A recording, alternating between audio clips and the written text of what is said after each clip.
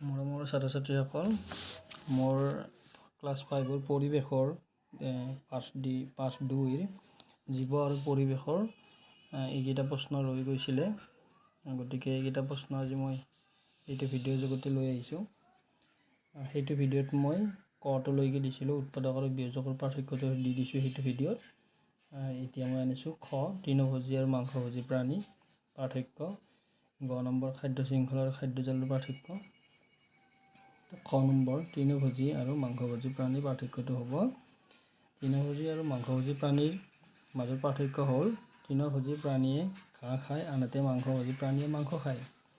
তৃণভোজী প্ৰাণী প্ৰাথমিক উপভোক্তা, আনহাতে মাংসভোজী প্ৰাণী দ্বিতীয় শ্ৰেণীৰ উপভোক্তা।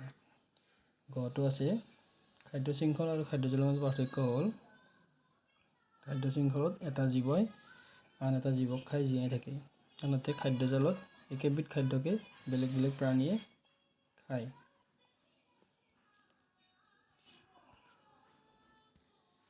তাৰপিছত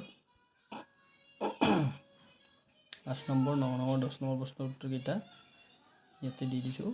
8 নম্বৰত দিছে, পৰিস্থিতি তন্ত্ৰত প্ৰথম শ্ৰেণীৰ উপভোক্তাবোৰ নোহোৱা হৈ গ'লে কি হ'ব?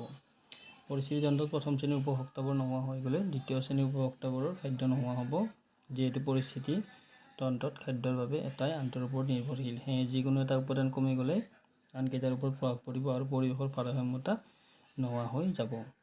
9 নম্বৰ, খাদ্যজালৰ কিয় সৃষ্টি হয়?